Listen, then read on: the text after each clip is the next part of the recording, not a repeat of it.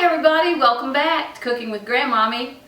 It's still that beautiful time of year with the fall harvest coming in, the fall colors on the trees, and that means it's cooler outside and we're going to be doing more baking on the inside. The last couple videos we've been helping you with some ideas for Thanksgiving, and that's going to continue today.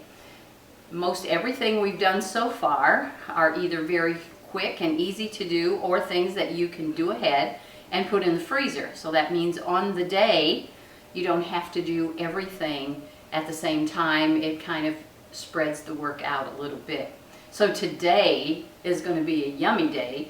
We're going to work on a couple more desserts. I'm going to show you how to make a pumpkin pie and how to make one of my all-time favorites, pecan pie. Yum! So at Grandmommy's house, as always, food is all about love and everybody is welcome. So let's get started.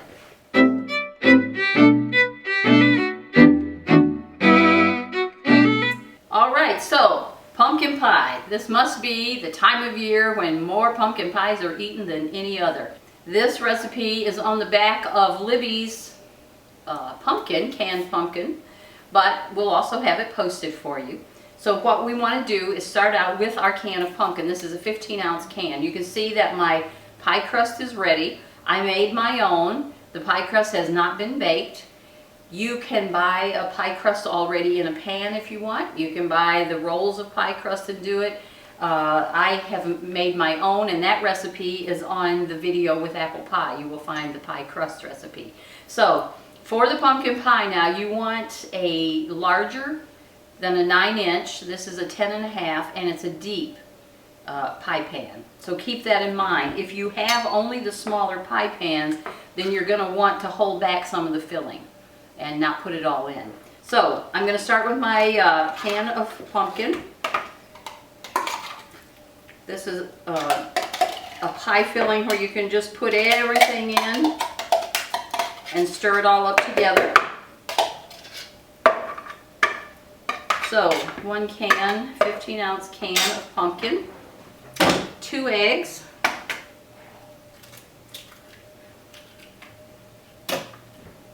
the best part about pumpkin pie is how good it smells when it's baking with all the yummy spices in it. So, kind of like gives this nice aroma through your whole house, especially back in the day before we had all of the plug-ins and scented candles. You could make your house smell good just by baking. So we put in our pumpkin and our eggs, and now I'm going to put in 3/4 cup of sugar.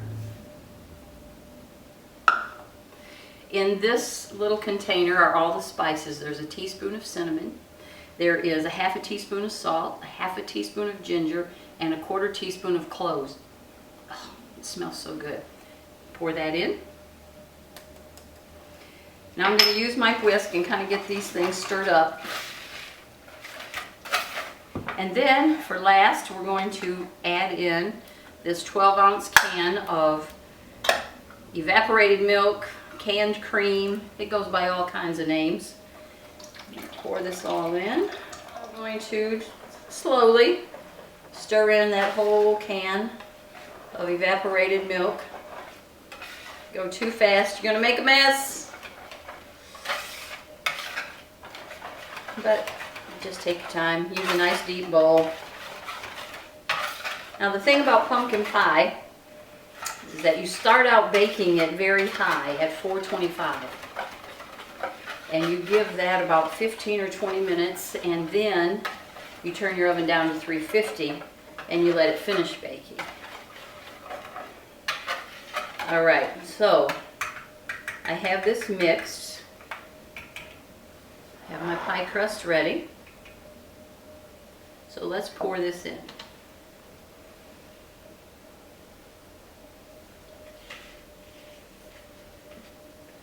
This will get dark as it's baking. The pumpkin will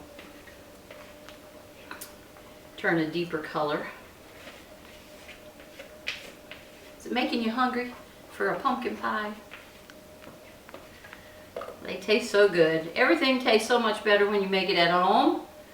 Okay, so I have it in. I'm going to put it in my oven, which has been preheated to 425. Pumpkin pie's in, 425 for 15 minutes. We'll be back to that here shortly, but now let's continue on, and I'll show you how to make a delicious pecan pie, or pecan pie. There are several ways to say it. Let me get all of my things together for the next pie. You know, today a new month began on the Creator's calendar. The way God keeps time is all according to the moon in Jerusalem. So the new moon was sighted yesterday in Jerusalem, and that means the 8th month on the Creator's calendar started today, and that is called Heshvan. Isn't that cool how he does things? So continuing on with harvest time here in the fall.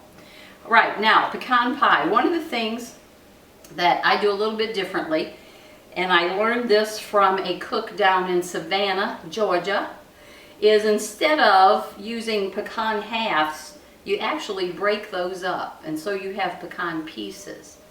And you want to have a cupful of those. So I have those ready to go. So for starters, with our pecan pie, we're going to need pecans, light corn syrup, sugar, eggs, vanilla, and salt. So I'm going to start with the light corn syrup. I have 1 cup.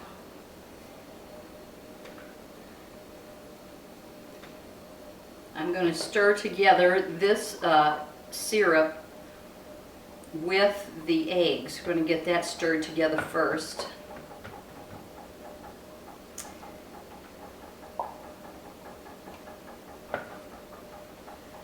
Three eggs. Once again, I have made my own pie crust, but you can buy ready-mades. Some even come right in the pan. You can buy the ones that you put into your own pans.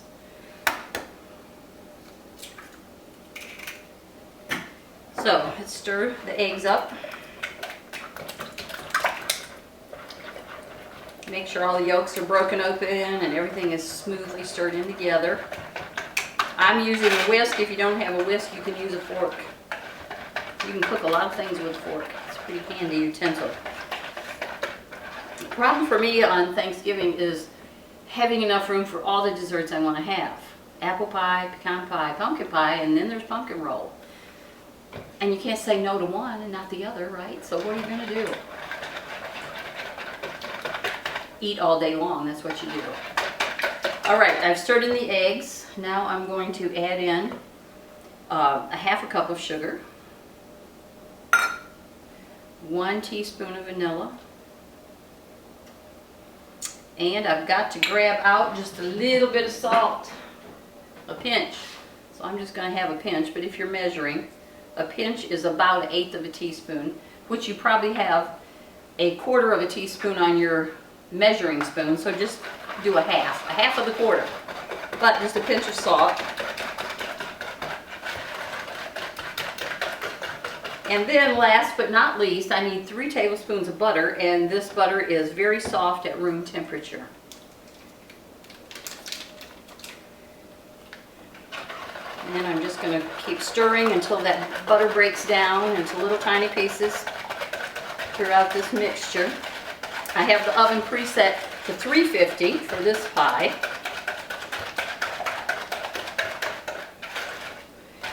Yum, yum. All right.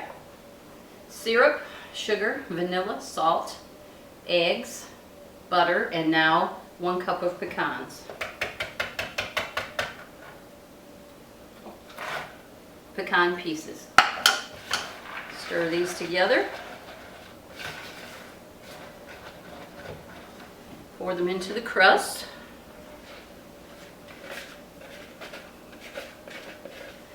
And you can see overall these are pretty easy to stir up together. There's nothing really difficult about doing them. Just stirring all your things together, all your ingredients all in one bowl. There we go. See that? Those pieces of butter floating on top there. They're going to melt into that pie. It's going to taste so good. Alright, I'm going to put this pecan pie in the oven at 350 We'll give them a little bit of time to bake and then we'll see how yummy they have turned out. All right, so the pies have completed baking. I've taken them out of the oven now and let them cool. You can see in the middle of the pumpkin pie this little slit. The test to know if your pie is ready is you use a knife. I use like a small paring knife and just put it in the center and bring it out. If it comes out clean, then your pie is ready. So this one is all set, cooling off and ready to eat. Our pecan pie is just perfect. And when you first take these out of the oven, they're going to be puffy. It's going to be puffed up a bit. But then as it begins to cool, it will settle down into the crust. And that's how you know that it's nice and firm when you slice this up. It's not going to be runny in the middle. It's going to be just perfect. Nice and tender. So, one more step in getting ready for your Thanksgiving feast with friends and family. If you haven't decided how you're going to do that yet, start thinking, making out your list, who to invite, who's available, who's in town, who can sit down and have a Thanksgiving feast together. So, I hope you enjoy this video. I hope that you will share it, you'll like it, and subscribe. We appreciate that. Let your friends know about it, giving you plenty of lead time to start getting together a great Thanksgiving dinner. Because at Grandmommy's house, food is all about love and everybody's welcome. See you next time. Bye-bye.